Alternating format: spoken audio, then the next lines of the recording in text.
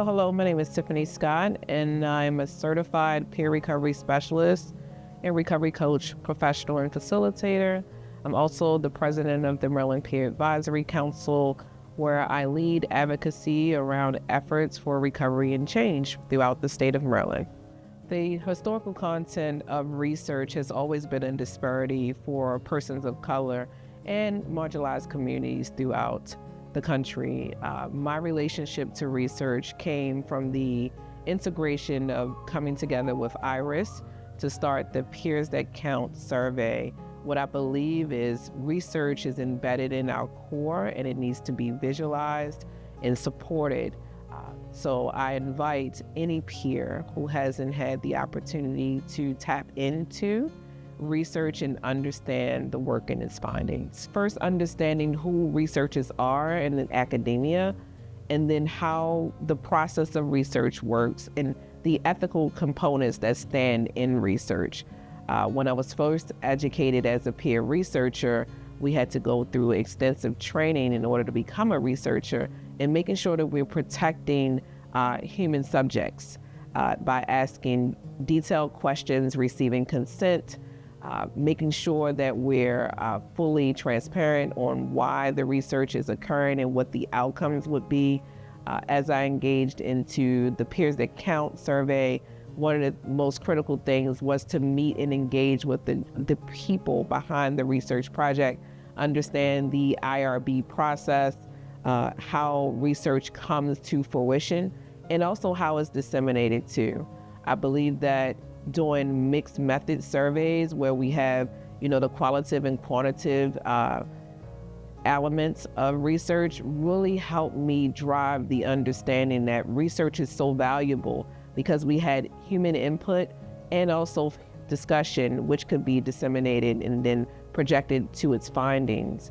Research has really drove me into a change level agent at this point. I invite any peer who hasn't participated in research to really get involved and see how that transformative work helps in your efforts to be a peer recovery specialist. Work of research and how it relates to advocacy for me to support the peer recovery movement today has been elevating in my mind around how this information that we receive as peers and how that can be transformed to tangible efforts to advance this movement has been substantial in the work that I do around advocacy.